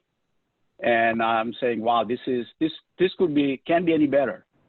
So from that perspective, my first charge by CEO and the cybersecurity committee, and I don't know, a lot of boards today, public boards, do not have a separate cybersecurity committee. So we started with a cybersecurity committee as of January, and this is my 4th meeting coming up now. And we spent an hour and a half driven by the board members on subject is cybersecurity as a subcommittee. Last year and before, it was driven through audit committee, which is where most of the cybersecurity is addressed. So there's a heavy focus in our industry, and probably there's a great reasons for that, to focus on cybersecurity. So it's fantastic time right now for me. I'm interacting with the board members, committee members, and attending all the board meetings now. Hey, Bharat, a little bit about your industry for those who don't know and the size and scale of what you all work on. I think it's really communicating the industry you're in. Yeah, so Hunter, very quick story. When I heard about this role coming up 5-6 years ago, it was shipbuilding, and I said, I've done shipbuilding before at BAE Systems. Until I visited them and saw what we were building, and I said, wow, this is got to be my next role. So Huntington Ingalls Industries, we are the largest military Navy ships provider to Navy. 80% or more ships that are in active Navy today are built by HII. Newport News specifically, we are the design and builder of aircraft carriers. You probably have heard of them. These are nuclear-powered aircraft carriers, and we are one of the 2 companies that build nuclear-powered submarines. Aircraft carriers, they weigh 100,000 tons. They are floating cities and carry 5,000 people. So it's a great place to be in terms of seeing that, I believe my purpose that I have some hand in shaping and building nation's freedom. Awesome. And thanks for your work and your service, really, as an extension there. That's amazing. What have you learned about what effectively works in presenting the boards and what doesn't work? So when I was a Newport News CIO, my first interaction with the board, the current board that we have, was I was asked to present part of a couple of other CIOs. 3 of us presented on risk. We have enterprise risk management program, and every so often we present risk to the board. So I was asked to present the risk on IT platforms. So that was because I was a CIO, so present the risk. It was quick 15 minutes. You got to make all your points right away because the attention span of the board is very limited in terms of what you have to present. So it was well rehearsed, done very well. And so that's how I started. Now I'm the company liaison representing the company management on a cybersecurity committee board. And I have an hour and a half to start talking about what our strategy is about cybersecurity, where are we going with it, what the board concerns are. So in February, it was my first meeting ever with a board committee trying to present, and we're trying to figure out how we're going to answer all the questions board's going to have. And myself, my CISO, and the CIOs, we came together and figured out on all the things and we prepared. We were ready to answer any question. Probably Susan can attest to that. So I had a 90-page presentation deck ready, even though we were going to only cover maybe 40 or 50 charts. But we had every question ready to answer kind of in terms of the questions come up. Luckily, it worked out very well that board realized this is the first time we're doing in 9 years since the company was divested from Northrop. So they had to give me some breathing room. So I had a lot of conversation with the board members, and now I feel much comfortable, leading this discussion for an hour and a half. And our next meeting is on November 2nd, so we are preparing for that right now. First time has got to be nerve-wracking, I would imagine. It is. Thanks, Bharat. Georgette, welcome back to the program. When you think of specializing board skill sets, Georgette, what are boards looking for now? So it's a good question, Hunter. So when I was being looked at for boards, people were looking for people who had strategic technical knowledge and operations experience. A lot of boards already have the finance and the audit expertise. And because of everything that's happening across companies with respect to digitalization, cybersecurity, they were very specific in what they were looking for. And if you look at just the younger age of board members that are actually coming on, a lot of them are have the tech skills and the strategic skills that companies are looking for at this day and age. Interesting times, right? Why are boards generally becoming younger? Well, like I just said, the younger age is becoming a lot because of the technical skills that they're looking for. The more kind of, I mean, and not saying that there's an age differential. There are a lot of, I have a person on one of my boards and she's almost 80 years old. And I think she's probably on 2 venture capitalist firms and she like knows technology very well. So I'm not going to say that, but a lot of younger people are involved in technology and firms are looking for, you know, that deep technical expertise, are looking for, you know, that kind of new innovative, you know, type thinking on the boards, and it just kind of weighs it out very equally with bringing in some new people as they're beginning to retire off other people. So Georgette, is it a great time then to be a tech professional pursuing board seats? It's an incredible time to be a tech professional, and a lot of people say like what makes you ready for it, and I'll honestly say I never knew I was going to be on a board. That wasn't, you know, and I actually went pretty early because I was actually happy in my career as a CIO and doing what I did. But when I got approached, I went and I talked to a lot of my mentors who are CIOs and other people on boards. I'm like, what should I do? Like, what am I thinking? And I also have to say that I also knew that there were not a lot of women of color on boards, but because of my being in the financial industry, at T. Rowe, we weren't allowed to be on boards, and at Carlyle, it was a huge conversation because we own so many private equity firms, there could be conflicts of interest. So I had to really seriously think about it. And the more I thought about it, it's like, okay, let me put my name in the hat out there. You know, people are, you know, they're giving me an opportunity. Let me do that and try to figure out how I can also kind of do the things that I do at T. Rowe Price at Carlyle. It's actually turned out to be the best of both worlds. I can continue to work as an operating exec, and I've been able to kind of move on to boards and help a lot of companies with a lot of the challenges that they're having with respect to risk around technology, cybersecurity, and items like that. Excellent. Georgette, we'll circle back to you here in just a minute. Next up, we have Monti Knode. Monti is the director of customer service at Horizon 3. Monti, I know you're filling in for our good friend, the CEO Snehal today. Great to see you. Great to see you too, Hunter. Good afternoon here. Yeah, you have an interesting background, right? Coming out of the military for what, 20 plus 30 years? 26 years, yes, sir. 26. And what did you learn about presenting and communications in a crisis? And in essence, communicating really complex ideas at a very high level in the military and potentially in board work. So it's interesting.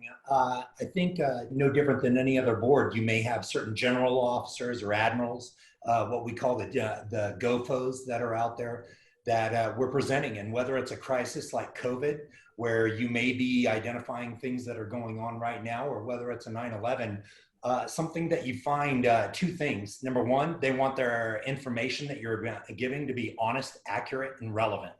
And I think that last one's very important, that relevancy, because that means you've got to speak the language of the board. You've got to know what their priorities are and getting ahead of them, because even though, as Georgette brought up, we have a lot of tech savvy people, those tech savvy people have got to understand the business model that the board is concerned about. And so whether you're in the military or outside, I think that's that relevancy is definitely very impactful.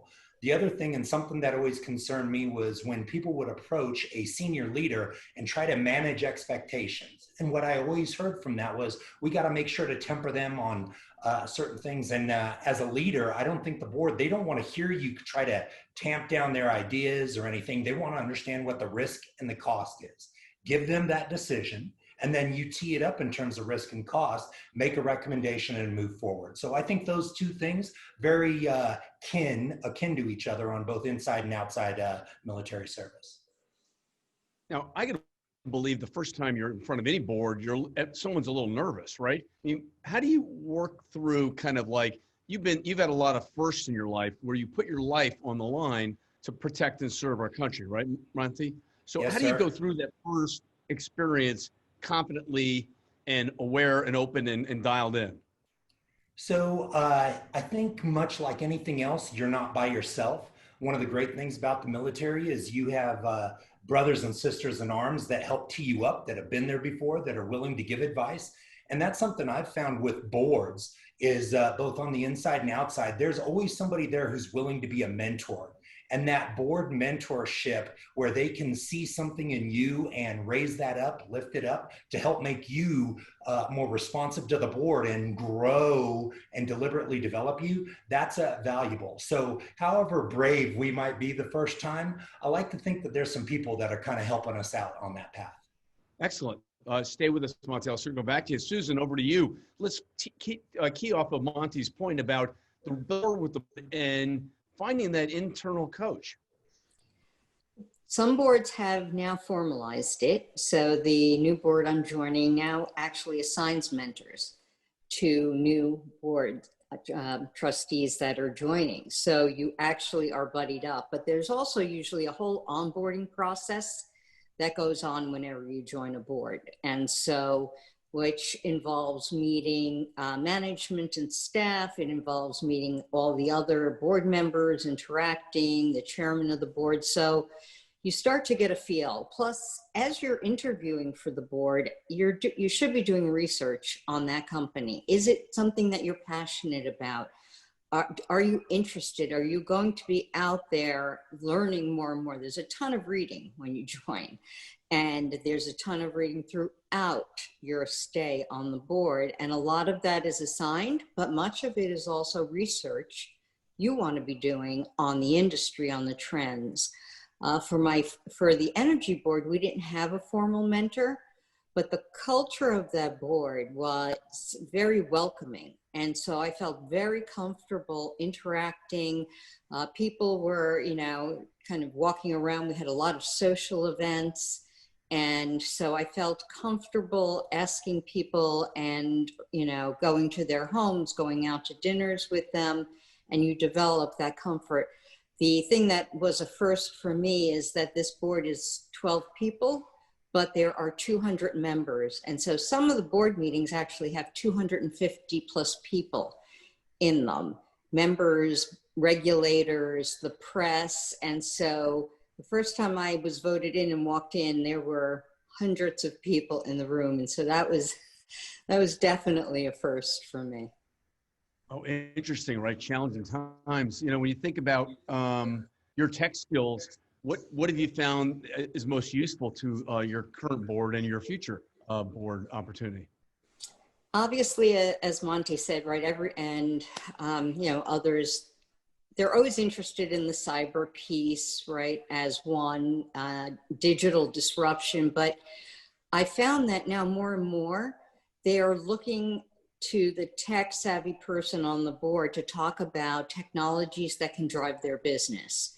What can augmented reality do? What can machine learning do? How about all this data that they have? How can it be, mined for intelligence and patterns? So they start with the risk and compliance because that's a baseline, but now they want to know how they can use technology to really have a competitive edge. Excellent. Thanks, Susan. Over to you, Bharat. When you think of being prepared for the board, it must take massive amount of hours getting ready. So let me give you a scenario of my first board meeting I had, which was, again, I told you that it started, first board meeting was in February. And it so happened that I wasn't ready for, my planning, I had a different planning. I was in Argentina. I already made the plans to go to Argentina with my family and friends. And that's when the board meeting came. And I said, oh, shoot, I got to be back soon for the board meeting. So I flew a day early from Argentina to meet with the chairman of the board that evening. I flew in the Sunday night, met with the chairman of the board Sunday night, and Monday was the board meeting. So you can imagine jet lag, all of the above, right? And the nervousness of being on the first board. But I have a great team of folks working for me, and we had prepared for everything. It was just for me to go, get onto the board the first time. And I tell you, the board members are human beings.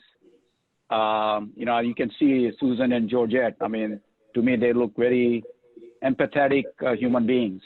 And the chairman was, the cybersecurity chairman was very, kind of saying, Bharat, don't worry, this is how we're going to address it. These are the kind of things we'll talk about it. And I went through the board meeting with no problems at all. And then we also have, the boards have communication. So I got connected with the board members, and we have our own private chat sessions and things. So in between board meetings, you get some queries or assignments that you got to do for the board members. And that's how you build relationship. So long story short, the chair of the cybersecurity board is now the chairman of the entire board. So now you can imagine I've built a good relationship with chairman of the board for Huntington Ingalls Industries. Excellent. So probably in this digital world, you have more access to key players, right? Absolutely, you have access to key players. In fact, board members also give you ideas and recommendations on what areas. Remember, their role is on oversight. So they give you ideas on how you connect, who you else can connect with, and ideas are brought in, especially in cybersecurity field. One thing I learned that cybersecurity, and I'm sure Susan and Georgette can attest to it, that not all board members are savvy about it. So what I did, and I learned from this attending some other events, that you work with the board and create an awareness with the board, cybersecurity board, on what is cybersecurity. Don't do technology speak with them, but bring the simple things. Like, so the first time I presented and I said water holing, and one board member was very abrupt and said, what is water holing? And that is the concept of, where the animals come to drink water, there is a prey, right? So I explained in such a simple terms that they get it. So that gave me an idea that you work with the board, you make them aware of things, and they will help you about what they are looking for. So great relationship. Thanks so much, Bharat. Great to see you. Georgette, when you think about, the board and the fit, what's the most important to you when you look at boards? And you're on how many boards? I'm on 4 corporate boards. And You're busy. Very busy. Yeah. Like you just asked him, does he read a lot? A lot of reading. So you asked about fit. So it's interesting. When I went on my first board, I actually did not think I was going to go on all these other boards. But you start building a network, as Susan said, and you start getting calls. And so I had to think about, and I talked to some CEOs and some other board chairs about this, like, thinking about my portfolio, if I was going to do this board service, and what does it look like? And I had to think about things that were important to me at this point in my life. And so technology is important. I've always been in fintech and finance and investments. So that was really important to me also. And the other thing is around education and people. And so if you look at the boards I'm on, they fall into this portfolio that I've developed, and they're all things that are very passionate about me. So when I go to a board meeting, I'm reading everything because there are things I care about that I read about before. When I picked up the Wall Street Journal, I picked up the Bloomberg, and anything every morning, it's always what I read about. So, so that's what I think people need to think about if you actually, if you go into board service. You just don't join any board. That's not, you're not doing yourself any service. You're not doing the board any service. So you're working on serious strategic problems, and you're helping a company win, right, in really challenging times. Typically, when you learn, you research, and you love what you're doing, right, Bharat, Monti, Georgette, and Susan, a certain thing happens in your mind, your body, you feel good, you enjoy it, right? Yes, I thoroughly enjoy board service. Susan said it, and I just smiled when she said it, because I get joy, especially going through the pandemic, and everything I knew operationally, everything I knew about cybersecurity, everything I've always done, I was able to kind of speak to the CEOs of these companies, as they're trying to think about what are we going to do next, and have serious conversations about things that they should be thinking about for these firms, that we're going forward. And I became a checkpoint for a lot of the CEOs of the boards that I'm on. Hey, Georgette, so much about being a great leader is getting great followership and getting people on one idea, one point, and working as a team, right? The military seems to be able to do that incredibly well because it's a life and death kind of situation. How much time do you all spend on people issues? Every board I'm on, we spend a lot of time on people issues, especially with everything with ESG now and social injustice and all of those issues. We have had separate meetings just to talk about, all of the things with respect to HR, the people makeup, the succession planning of the firms, and every board that everyone's on, they should be spending time around people issues. It should not have been just because of these things happening, but it has escalated it. But that's a place where you spend, people is what makes up the firm. So that's the most important asset that you actually have there. That's right. Georgette, thanks so much for coming on the program. Final comment, is it the best time ever to be in the technology industry? Oh, yes. I always tell you that. I love solutions. So to me, it's technology and solutions. And I think anybody involved right now, you should be getting your young kids, your nieces and nephews all involved in technology. It's a great time to be in this field. It warmed up my heart when James told me the story that you met Sim and us through one of our summits down in DC. Looking forward to being back there in person. We'd love to have you, all of you all, on other summits, because this is a really important topic for tech leaders to wrap their head around. So thanks so much, Georgette. Hey, Monti, over to you. When you think about leading and what the military is right regarding one mission, one team, let's take that hill and win. What's different about the military that corporate America and boards should know more about as it relates to one mission, one center point, one goal? That's a heck of a good question. And I wish I'd thought of that to tee that up for me so I could have a better thought out answer for you here, Hunter. I would tell you that something that we're very good at when it comes to one mission and that kind of focus is understanding that if you charge your people with accomplishing something and then get out of the way, amazing things can happen. It's when you keep coming back at them or want to pivot or tell them how to do it, before long, they're gonna, I'm out, and they're gonna resist with it. Something that I think our senior leaders maybe used to be, and I'll say with the Army, a little more directive in every little thing, but you can see it across the Marine Corps, the Navy, all the way up through the Secretary of Defense, is they're starting to speak in outcomes. As a matter of fact, I know a 3-star who on the front of his desk, it says only outcomes matter. And if you start taking on that perspective all the way down through the ranks, you start to really empower those people around you. And where you might have been thinking at it at this level, they're going to deliver at a higher level than you even imagined. So I think that's something that our military is starting to embrace and really move forward on. And I know I'm bringing on the outside as well. Monti, great job. You nailed it. Thanks so much. Bharat, I want to thank you. Susan, Georgette, Monti, great panel. I really appreciate all your engagement. Would love to have you back at another summit soon. Anytime. Thank you, Hunter. Take care now. Thank you. Thank you, Georgette. Hey, next up we have data. Data is important. Fostering the data-driven organization. Prabhash Shrestha, he's the Group EVP and Chief Digital Strategy Officer of the Independent Community Bankers of America. Prabhash, welcome to the program. Thank you, Hunter. Wow, great sessions today. I'm really loving it. And I think you should do more of these, and I think we all will walk out smarter. I really appreciate it. Take it away. Data is king now. Everyone needs to know about data. Let's go. Absolutely. Data is the new oil, right? What a great topic. I think such a popular topic for these days. Well, welcome. I'm Prabhash. As Hunter mentioned, this is the last session. Of course, I have some great, fantastic speakers for you today, and we get to learn from what they have done. Actually, also we have a couple of, we get to hear from Serena from Microsoft, some good stuff that they're doing. Also from Phil, who have some phenomenal solutions from the data standpoint of view. As we all know, more and more tech leaders now are advocating for the data-driven organization concept. This is absolutely a must. Digital transformation have been mentioned today so many times. In my opinion, when we look at there's many schools of thoughts when it comes to the digital transformation. I subscribe to the one where it talks about, hey, we can actually do the internal enhancements, processes, technology, and what have you, so that we can really, truly do our, internal processes, customer service fulfillment, and what have you, in a phenomenal way. And the other side is the external one, where how we work with our customers, end-to-end digital customer experience, as well as how they interact with us. Product and service, innovation, the platform economy, the monetization, the M word, as well as the, productization, new market growth, and all of that good stuff.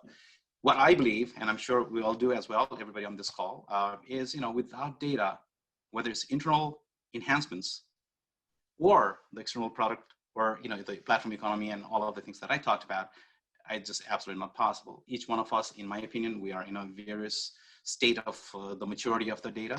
Some of us are starting, some of us are doing some phenomenal stuff, some others have some phenomenal stories to tell us, right?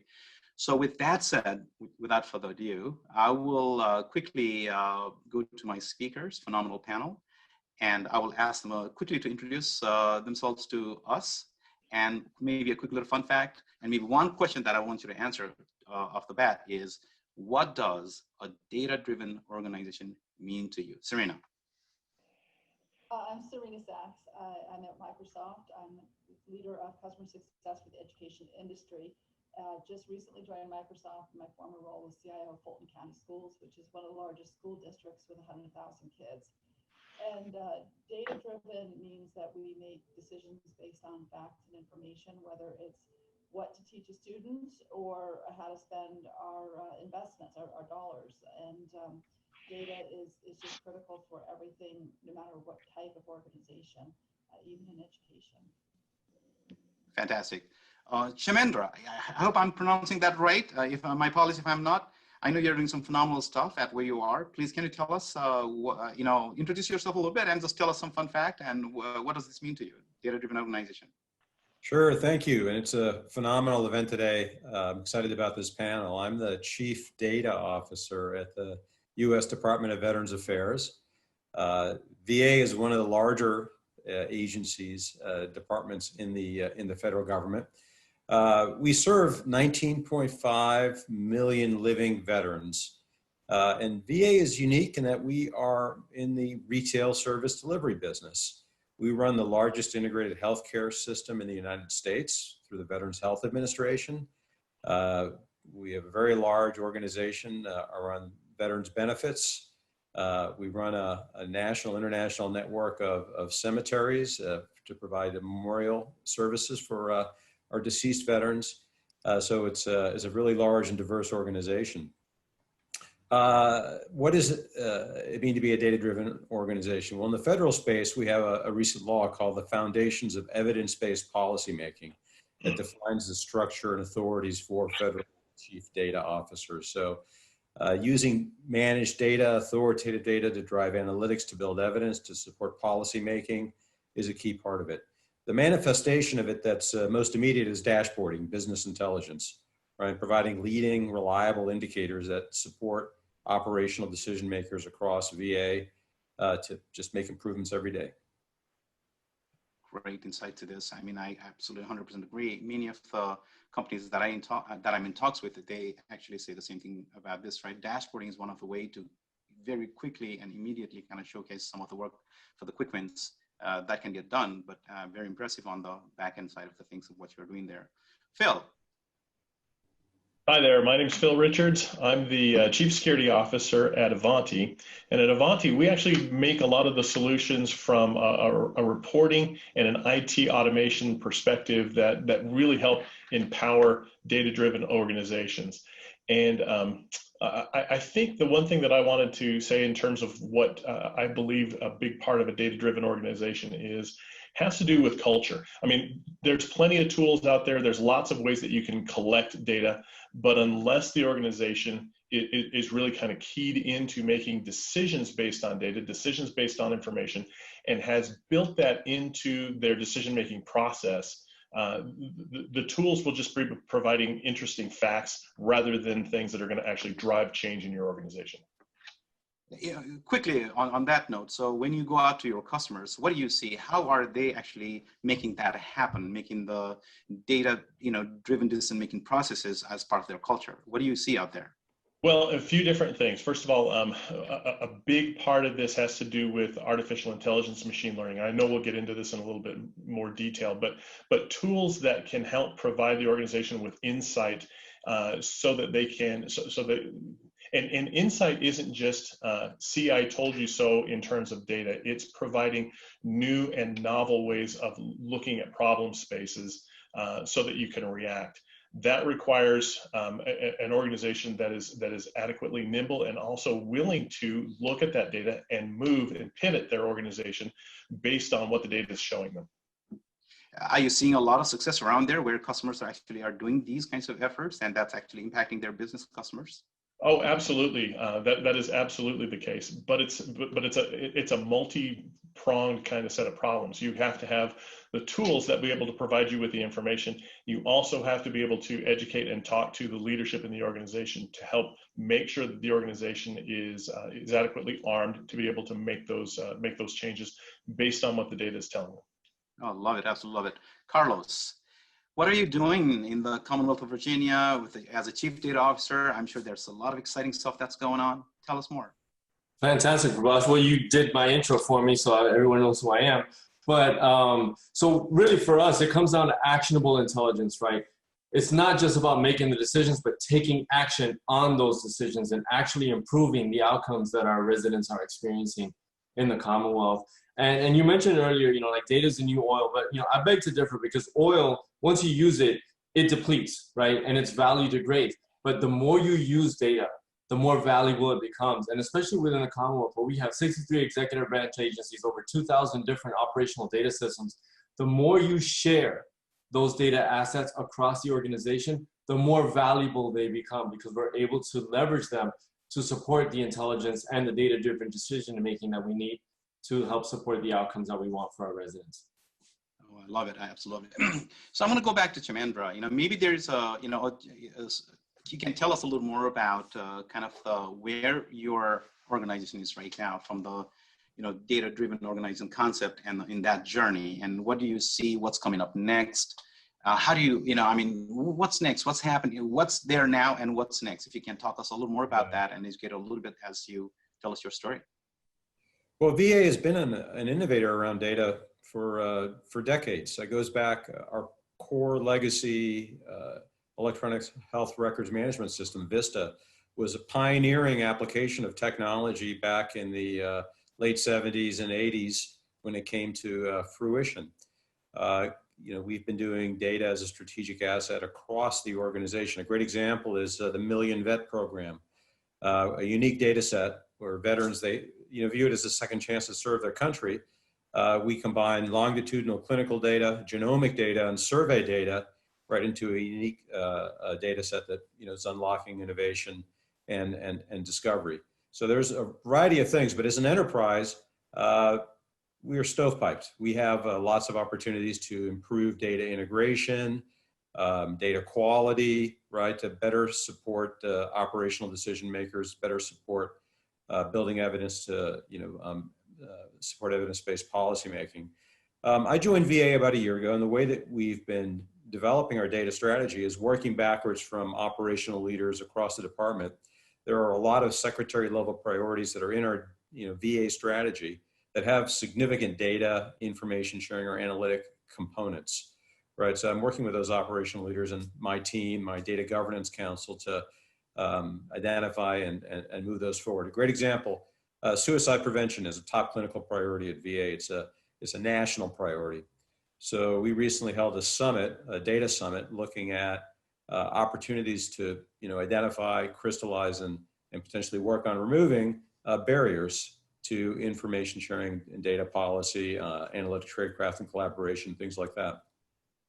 Great event, and we were able to build support with our clinicians, our researchers, and our data managers to take on some of these hard issues and things like that.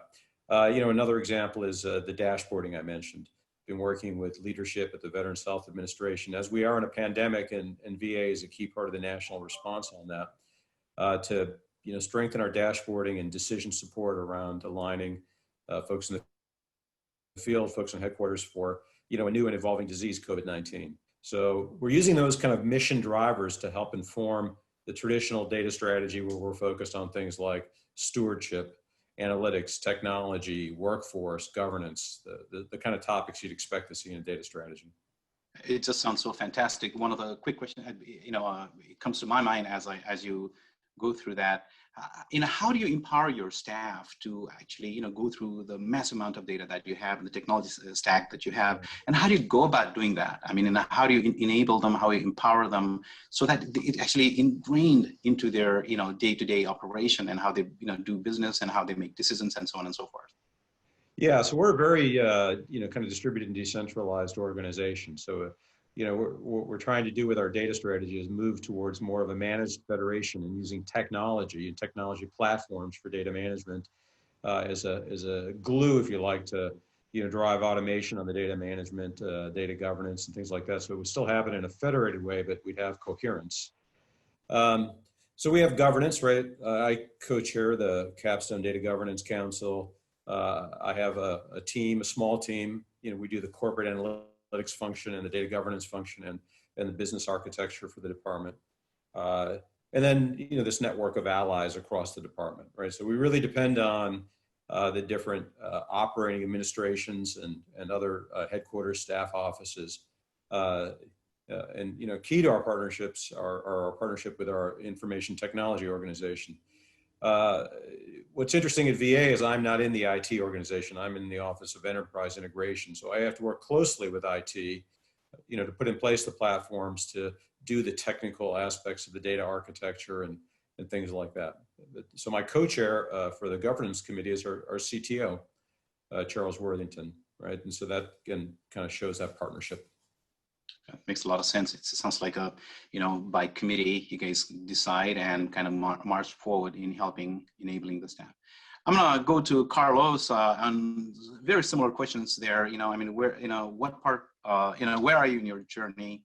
With the data-driven organization, empowering staff as well as the impact on the customers and so on and so forth. And what's the next that you see? So right now we are really good at project-based data governance, right? And looking at very specific issues like COVID-19 response, like the opioid epidemic, like the workforce development and longitudinal surveys of educational services to employment outcomes. Like we've done that really well.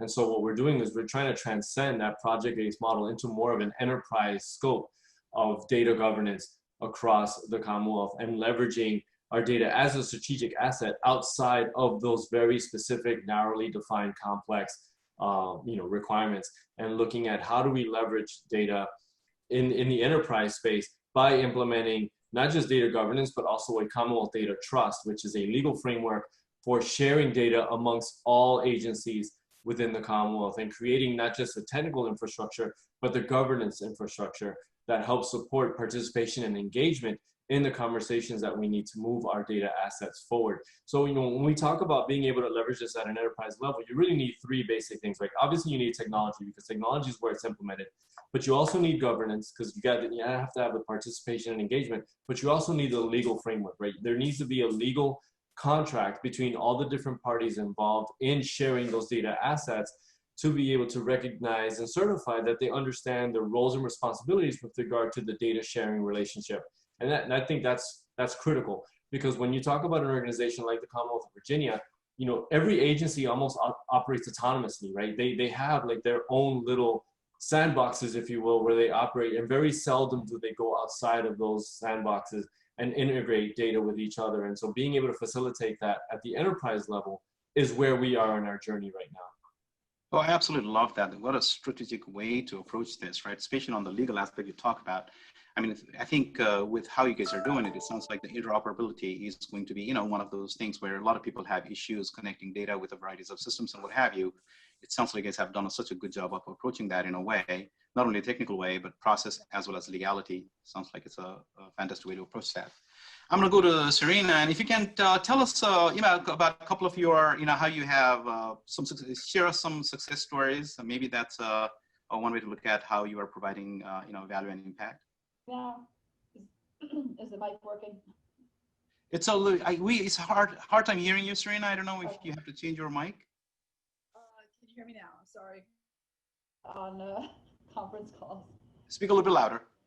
Okay, I'll try to speak up. So, unlike some other industries, data and analytics has actually come late to education. As you might imagine, it's kind of the last industry to really be automated. but some really interesting things have happened in the last 3 or 4 years, and especially with this COVID virus, when we've had to pivot to remote, data and analytics have become critical. And as some of you may know, that if a child doesn't read by third grade, by the end of third grade, they're at risk of struggling for the rest of their school time and then having challenges, and even as an adult. So it's critical that we help children read that are young. And Microsoft has an immersive reader that actually can listen to a child read and then give that data about which phonics the child is struggling with to the teachers so they can adjust. And at Fulton County, where I was before, and now we're helping districts and higher ed across the country help with these kinds of things, we've been able to implement technologies and analytics and dashboards that actually pinpoint exactly where a student is struggling and what type of content or curriculum could help them overcome those difficulties. And thereby we've turned around failing students and failing schools. So this age-old issue of how do you address socioeconomically challenged areas, or all different types of students, we can actually help with technology. And it provides that feedback, whether it's numeracy or literacy, and help the teachers know exactly what each student needs to be successful, and then move on and feel good about themselves. And ironically, data goes all the way down to the individual student. I've been in classrooms where the teacher actually posts where each student is doing against their objectives, and that spurs them on to do better. So even young children understand the benefit of data and analytics and dashboards and looking at their leaderboard. So we are building a data-rich, data-native generation of students that are going to be emerging into the workforce. I just love the fact that how, we talk about technology, but let's really look at the impact that it's having, right? I mean, how we can change the future if we can really, truly help the educational system and the teachers and the students themselves as well. I think it's just phenomenal what we can do with we're helping build the future one student at a time. Beautiful. Absolutely. Sometimes this is why we are in this business. And, to Hunter's question, among many other things, this is why it's the phenomenal time to be in the technology industry right now. I'm going to go to Phil quickly. I know, Phil, you guys are doing some phenomenal stuff with the biometric authentication, some automation bots, a lot of these chat services, asset management, a lot of the data-driven the hyper customization of the automation of a lot of the cloud data and things along that line. Can you tell us about what you actually, what are you providing as service to your customers? A, and B, as you talk about that, I think many of us now are talking about how can we infuse the AI benefits to our business? How can we actually dive into the natural language processing, using the machine learning models, in varieties of ways, whether how we look at our products or as customers and so on and so forth. If you can talk a little bit more about your services as well as the future of this data and how we work with it. Sure. So this concept of hyperautomation is really around using data in novel ways through artificial intelligence or machine learning to be able to come up with insightful transformations and insightful kind of changes to the environment that provide action, that make decisions, that drive an organization forward. At Ivanti, we have a complete data science team associated with all of our products around this whole idea of using machine learning to create and come up with new and insightful and novel kind of views as to what's taking place at within the data level as an organization is using a service management solution or an endpoint management solution. There's a lot of data associated with those processes, and that data can be mined and farmed to identify patterns and changes and history. And really, when Kshemendra was talking about outcomes-based operations, that's really the key to being able to unlock that with the right kind of machine learning in place. you can create these kind of hyper automation scenarios where you're driving outcomes, where you're actually pushing the solution to be outcomes based and outcomes driven, rather than if then processing, kind of linear processing, sort of a mindset. So it's a change and it's a transformation. It also requires that the organization be ready from a cultural perspective to be able to to handle and adapt to those kind of changes.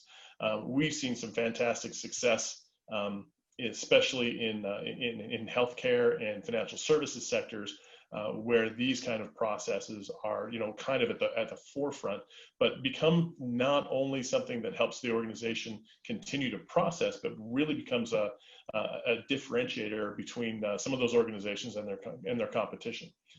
So it's been a fantastic journey, and we continue to kind of push that envelope because we believe firmly that being data driven and having an organization that is really focused on those outcomes allows them to be more collaborative, but at the same time, more reactive to what they're seeing and the reality on the ground, and less morally bound by,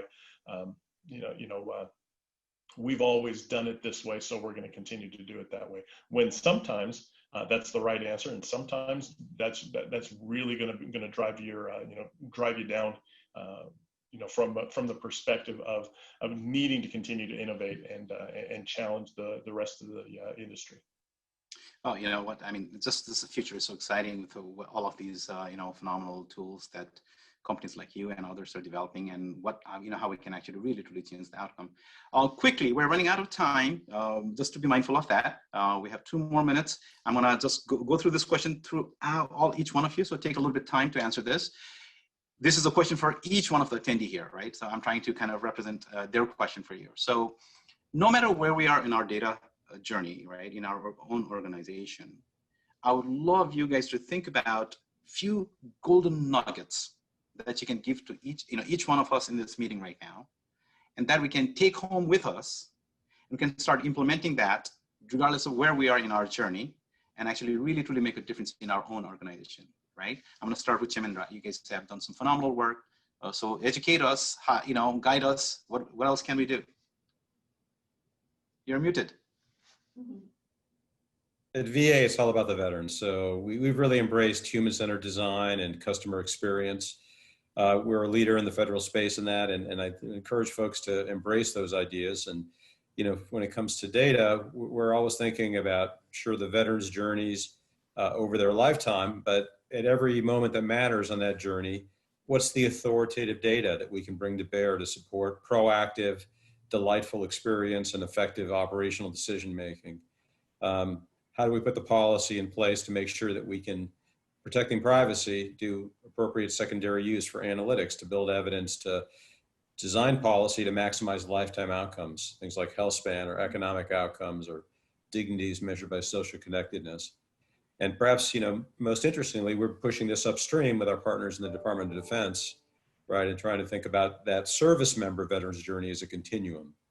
Right? And so that's a lesson for us about how to think about data as, going back to these core strategic ideas of, the customer's journey. So many good, fantastic golden nuggets there. I hope, each one of us are making some good notes here. I am going to go to Carlos. Just leave us with some fantastic golden nuggets that we can, execute, do something with it, some actionable items. So Phil definitely mentioned it earlier when he talked about culture, right? And really, all culture is influencing individual behavior. And when you talk about implementing the types of initiatives that we're talking about, technology usually plays like the pivotal role, but the reality is that technology is only the small part. When you talk about people, process, technology, people is the most important component. And being able to engage your stakeholders and make sure that they are participating in the process is one of the key elements of success.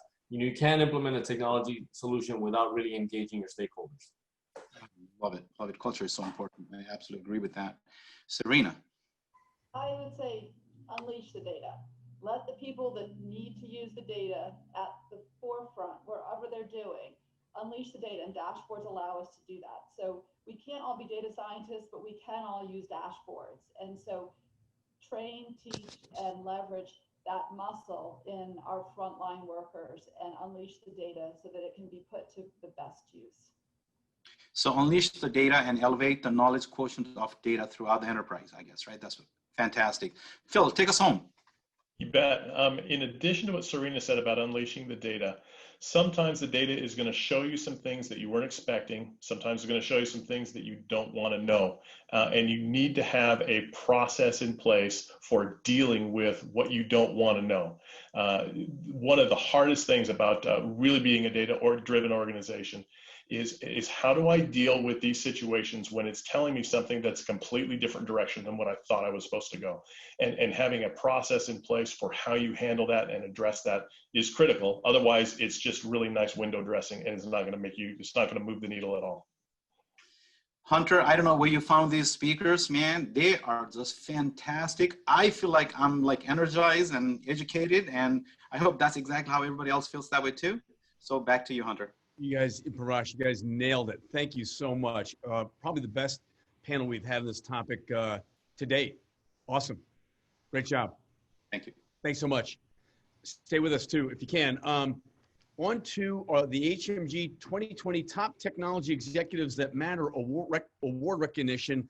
It's a program we've been running for 12 years. It's around finding executives that are doing really interesting stuff around leadership, innovation, transformation at their companies, in our industry, as well as individuals that have contributed materially to the HMG platform and model. We've been doing this 12 years. This all is going to roll into a program that'll be in the first quarter of 2021, a global program coming up here right around the corner. I want to bring in my colleague, August Policio. August Policio is an amazing individual. He's kind of the genius behind the HMG social media platform, among many other things, including a lot of the visual work we do here, and the recognition program. August, good to see you. Hey, Hunter, great to see you, and thank you. Thanks everybody for sticking right to the end of the program here to see our award winners. So Hunter, shall we go forward with the program? Let's go. We have two really interesting, inspiring, and humbling individuals, tech executives today that we'd like to recognize. First of all, I'd like to bring David Bray back on the program. David, hey, how are you doing, David? Good afternoon.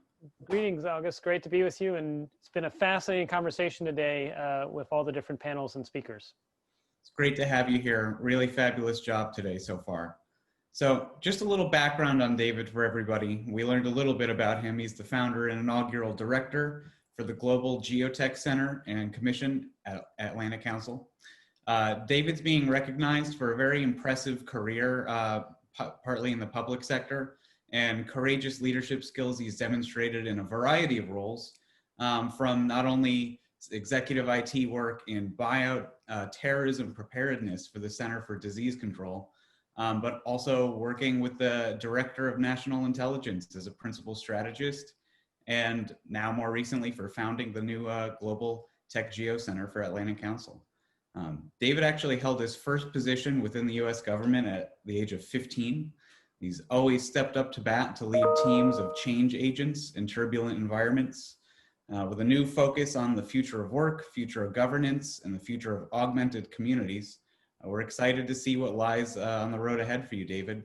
Congratulations for receiving the award, and happy to have you here today. Well, humbled, and thank you, and truly appreciate this, August and Hunter. And all I can say is, if I've had any success, it's through partners and networks making it successful, because it's really about all of us together seeing where we can go in a future that's more bold, brave, and benevolent. Dave, you're blowing me away always, and it's great to see you, my friend, and looking forward to much more future partnerships and adventures together. Definitely. Look forward to the future ahead, and thank you again, HMG, for bringing together conversations that need to happen about the present and the future we want to occur. Thank you. And we have a little video here prepared to show what's behind David and his innovation, his team. I'd like to show, here we go.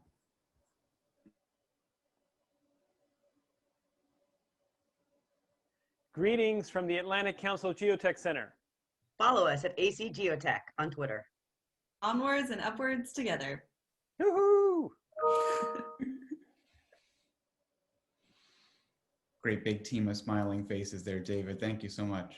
Thank you. And I will say what's fun about that team is they were all born virtually. We literally launched the GeoTech Center on March 11th, which was the same date that COVID-19 was declared a pandemic. That team was born natively virtually. We have some people in Berlin, some people on the West Coast in Seattle. And I think it demonstrates that you can make it work even in the midst of hard times and challenging times. Great job. Thank you. Next up, we would like to welcome Serena Sachs back onto the screen. Good afternoon, Serena. How are you today?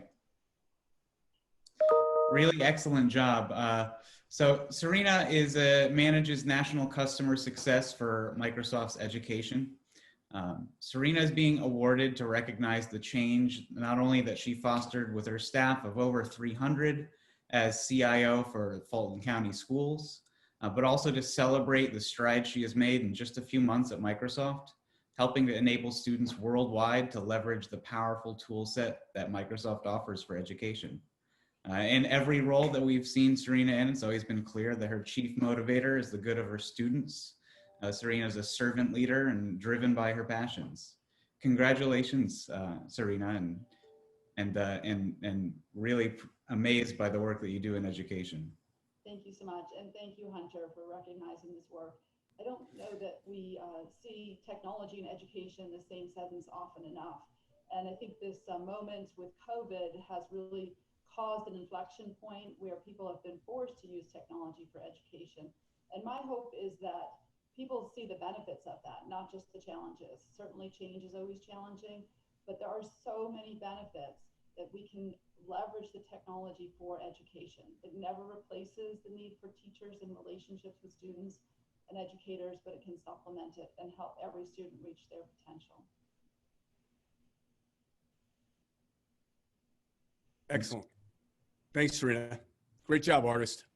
And we do also have a little video of Serena's team here. I know some of them are joining us in the audience today, but love to show their smiling faces here.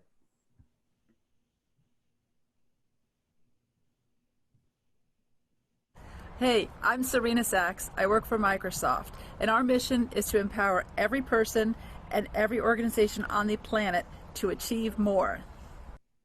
Azure. Teams. Office 365. Sentinel. Power BI. Dynamics. Power Apps. Surface. Xbox. Windows.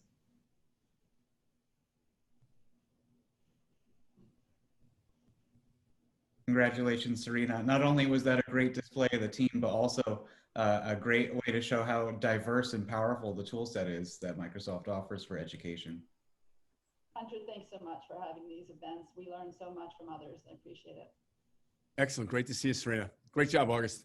Thanks. Talk soon. So big thank you. What a great conference. Great summit, guys. Best agenda ever. So we can pull it together, folks, digitally as well. Big shout out to the Capital Area SIM chapter and Mike Huthwaite, Joe Mafesi, as well as James Parks. Great job, guys. A big shout out to our conference chairs, advisory board members, all the speakers, our partners, Rimini Street and Ivanti. And look, we look forward to our next time together here in the DC area. Hopefully it'll be in person in 2021, perhaps in the second half, and maybe 1 or 2 digital summits in the first half.